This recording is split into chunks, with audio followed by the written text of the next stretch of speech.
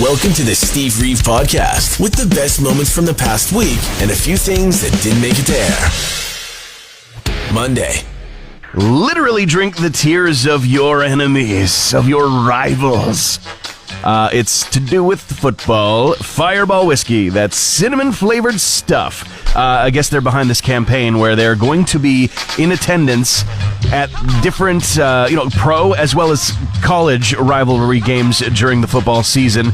Like, for instance, as early as the Eagles versus the Cowboys on the 10th. They're going to be having a Fireball tear collector team in uniforms with individual devices so as not to, cause any transference of any pathogens, to collect these tears. Legitimately, they want the losers of that game to stop by their station, shed some tears over the loss that will then be mixed into future versions of Fireball whiskey that they will be calling Cryerball whiskey for the 2025-2026 season. Wild idea, but you could just rub it in their face with some good old-fashioned trash talk. It's time for Cruz Music News with Steve Reeve. So Iggy Pop has announced a celebration of 50 years of career of musical legacy, landmark 2025 shows in London and Glasgow, of course, quite far away.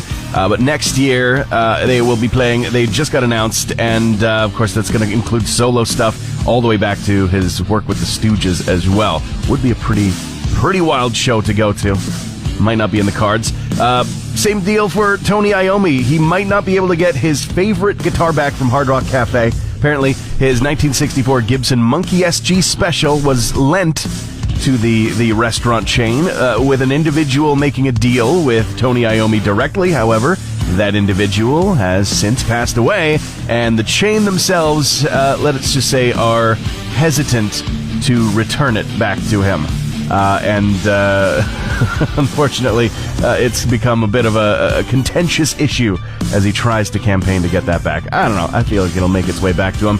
Sad news, of course, we did already talk about it today, but if you had not heard, legendary producer, somebody who's got the hugest legacy, 28 Grammys, still the producer on the most highest-selling record of all time, that would be Thriller. Quincy Jones has died at the age of 91. Tuesday. When food packaging has that little tear, the little spot where you're supposed to start tearing from, it's like it's ready for you, made it convenient. I know it's a small thing, literally. It's a tiny little notch or a little slice, but when they put it on both sides is really what I want to show appreciation for, because I never get it torn right the first direction. Every single time. I was opening up some bread, some naan, for some butter chicken last night. And just first half, I went, oh yeah, no problem. There's the tear. I'll do this like an expert because I've done it so many. Failed. Complete failure. But you've got the saving grace of the other side, and it always works perfectly when you flip to the other side for whatever cosmic reason. So thank you, whoever it was that was behind that idea. Study finds that people who grow up to be billionaires have more old-fashioned names, so-called. And it's predicted that we will see more of those names appearing into 2025.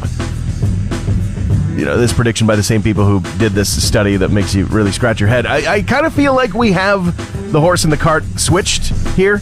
The name didn't earn them the $1 billion, but I digress. That's a big can of worms to open up. The more interesting part of this study, yes, take with a grain of salt, is that it's anticipated we'll see more of these male-associated names given to baby girls in nickname form into 2025. Think, Tommy, Mikey, Stevie. Yeah, well, that last one is definitely a winner.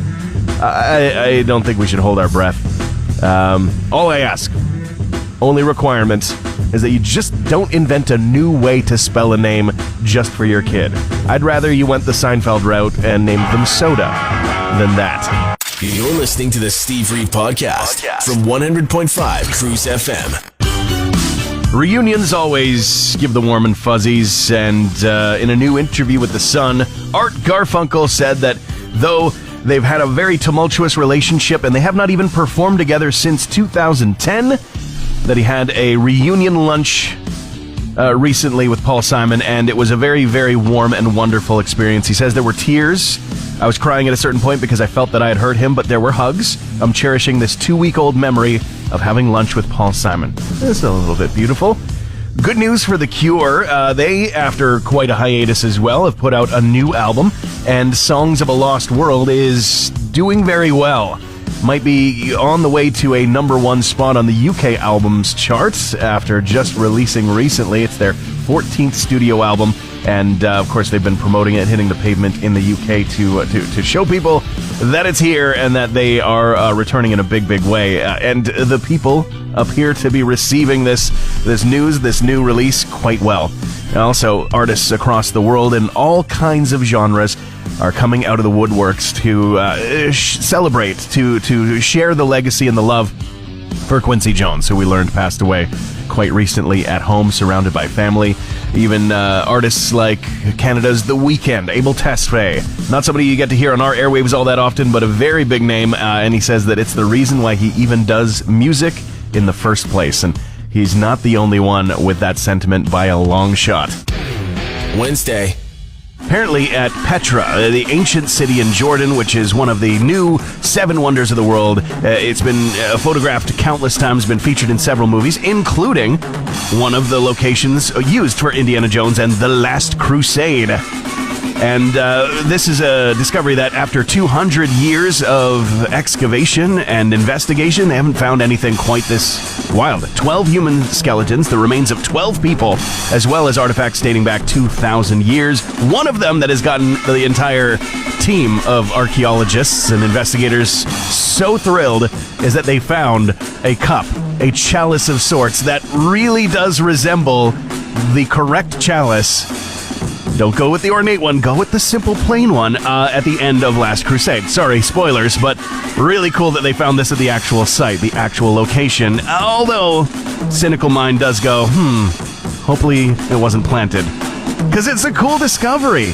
Just whatever you do, don't drink from it. Please, what does it always mean? This Junior? That's his name. Henry Jones Jr. Like Indiana. We named the dog Indiana. There are some unique pieces of art by Robert Smith that are up for auction right now, but interestingly, you might not get them. So this is in support of Heart Research UK. It's a project called the Anonymous Art Project. Get it? And The Cure's frontman has basically put together 5 postcard-sized pieces of art inspired by the new album Songs of a Lost World, and they're done by auction alongside 571 others. And the idea is that you only get to know who the artist that created the artwork is after you have purchased it. Very interesting. Curious to see what those 5 pieces look like. A Michael Jackson biopic has been delayed into next year. It was, late 2025 after originally being announced for April of next year. That's called Michael. Simply deadline confirming that the producers, or distributors rather, Lionsgate, have pushed back the biopic so that it is aligned with the awards corridor of the year. Tom Morello also in the news after, basically wasting no words, talking about what the music of Rage Against the Machine was about and saying that certain fans just didn't understand their politics. For the music, you're welcome, he says, but if you're a white supremacist or a proto-fascist, that music isn't written for you, it's written against you. What a shock in 2024 to learn this news that was apparent in the lyrics. Thursday. I got a huge dopamine hit that was all too needed yesterday. The final season Stranger Things episode titles. I was over the moon. They also promised the final season will be coming to its very expensive conclusion in 2025. That was expected, anticipated, but confirmed. Once again, the cryptic titles are, first off, The Crawl, then The Vanishing of Blank. So they didn't really reveal the whole title, but it does echo the pilot episode, The Vanishing of Will Byers. The Turnbow Trap is next, then Sorcerer, Shock Jock, which means we're going on the air, baby. Escape from Camazotz, then The Bridge, and then the series finale will be called The Right Side Up, which, is like the flip of the first season's finale, The Upside Down, when we really first got to take a look down there. The season is set in the fall of 1987. Great year. Full 4 years after the story began for us. In real life, it began in our living rooms in July of 2016, so it will have been more than 8 years since the show began. And I'm telling you, those kids, not the first one to notice, they're not even kids anymore. It really just makes it an authentic 80s show because all the high school kids on TV then looked like they were 30.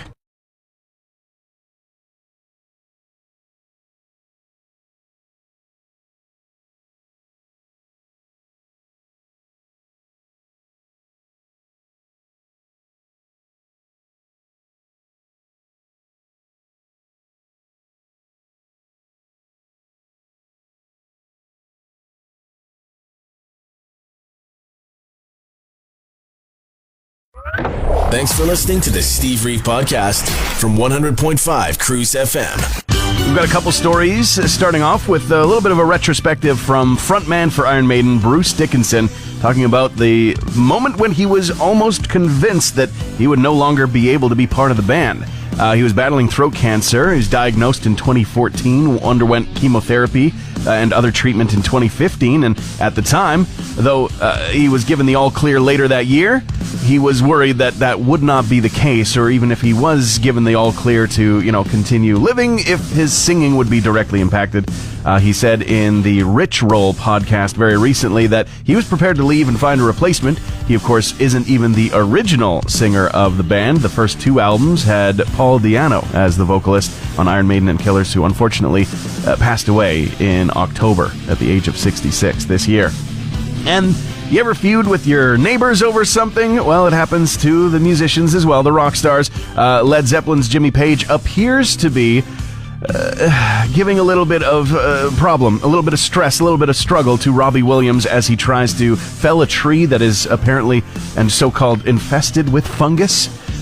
Jimmy Page has, for years now, combated Robbie Williams with renovations to a home that is nearby, saying that vibrations from construction efforts would be detrimental to his home recording studio. And also, the trees that are being planned to be felled need to stay up for whatever reason. And there's been injunctions granted. There's been councils in various places in the UK that have been tasked with figuring this all out. And at the end of the day, it really just sounds like 2 neighbors with 1 fence in between fighting with each other, just like the rest of us. Friday. What is the weirdest thing that you've ever found while renovating? Getting into the spaces between the studs. In Vancouver Island, near Victoria, there's a couple who bought a house in October. They've been doing renovations. They kind of run a woodworking company anyway, so they got some know-how, some knowledge on what they're doing. But they found out that at some point, probably in the 90s, based on the dating of some of the items found within the walls, the 115 stuffed animals that they found in the garage between studs being used in lieu of insulation is one of those weird, one-of-a-kind finds, especially because they've been able to, after it went completely viral, apparently. I'm just checking out the story this morning. Some 5.4 million views on the TikTok video that they put out about the discovery. People, of course, have seen it. A lot of eyes, and that means that some of the eyes have gone, oh, wait, I recognize that Stuffy. Now, it wasn't their personal one, but another version of the very same one. And, in fact, they had said in the story I was reading this morning, 8 or 9 different stuffed animals have gone in the mail. They were only charging, the actual shipping costs to the people to reunite them with long-lost stuffed animals that came out of the wall of the house that they're just trying to renovate. Woo! I'm about to make a name for myself right here. Deadpool Wolverine.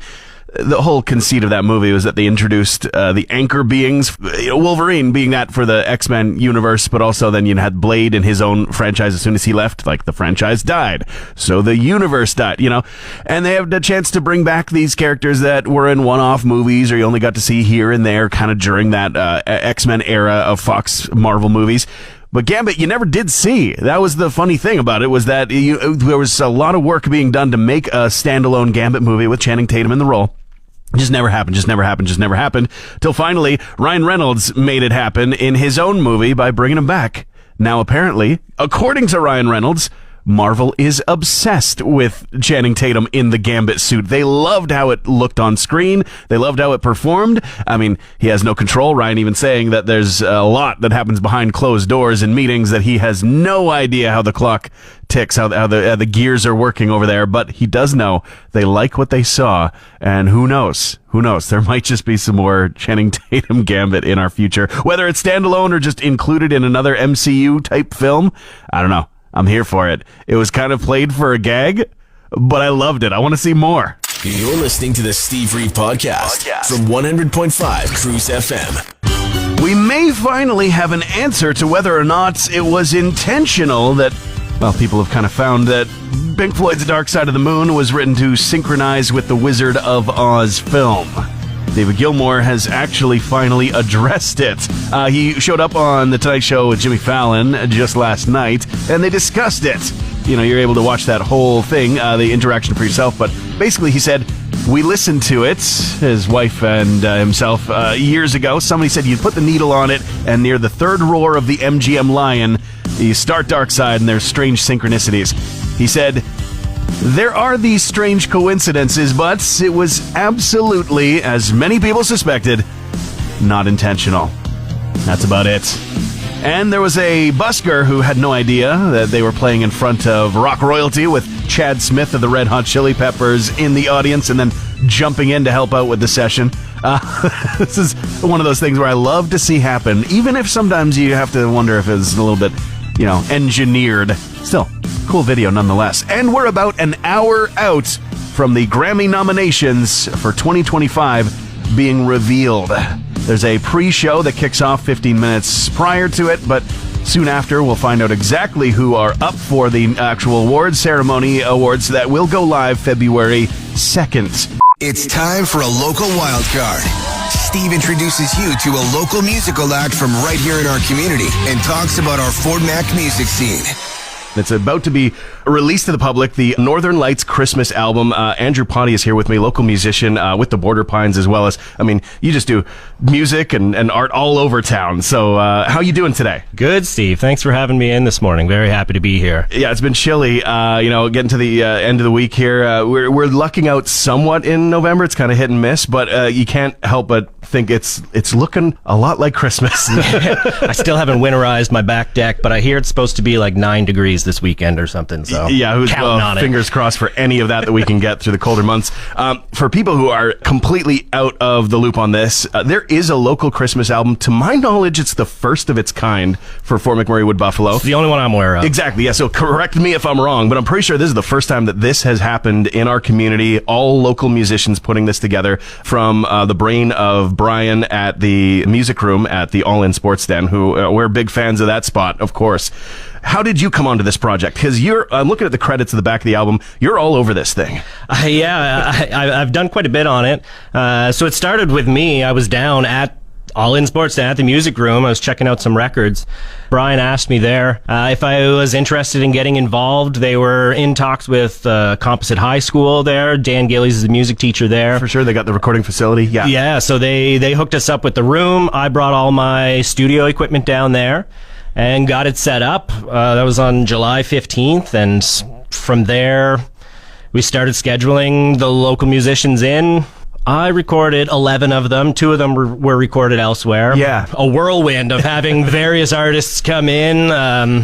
Fortunately, they're all local, so I know all of them, which makes it a lot easier. And it's good for them, too, because they're a lot more comfortable having some, a familiar face there as well, helping them out. Yeah. Because there are some people there. Some of the people on this record, first time ever recording anything. Others, you get Tyler Whalen on there. He's got lots of recording experience. Yeah. And those guys were a treat to work with. Already all over this thing. If you're not fully on a track, like, you're at least adding the drum track to it, right, Andrew? Yeah. I put drum tracks on 3 songs, and then some of the other songs, I'd add in some shaker, maybe a little tambourine. Yeah. And I mixed it all too before it went off to the plant for mastering and pressing. That's really cool. And so you mentioned in July, if you're going to have something that's available for Christmas, it's got to happen before Christmas. So literally Christmas in July. What was that experience like, getting into the holly jolly spirit when it's very warm out? It was funny. Most of July half of July and about half of August I spent with Christmas music in my ears.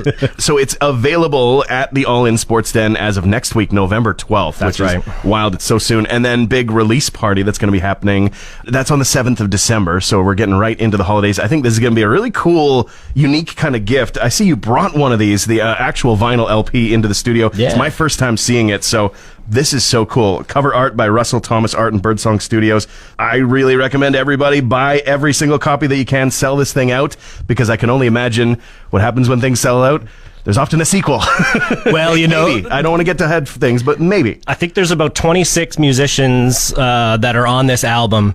And there's a lot more than 26 musicians in Fort McMurray. And Yeah. I mean, I almost felt bummed out that so many people aren't on it. There is a lot of room for volume 2. Yeah, so we'll just leave it there with a big question mark. That would be very cool. But first things first, buy the first issue of Northern Lights Christmas. Again, available November 12th. Thanks for coming in and talking to me. We're going to have more musicians and people involved in this album and this project throughout November and into December. So keep on listening. Friday mornings, you'll be able to get a little bit more detail about this homegrown project. Thanks, Andrew. Awesome. Thank you very much, Steve. Everyone's very excited about this.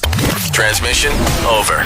Want more Steve? New podcast episodes happen every Friday, or just tune into the Steve Reeve Show. Weekday mornings starting at 5:30 a.m. on 100.5 Cruz FM.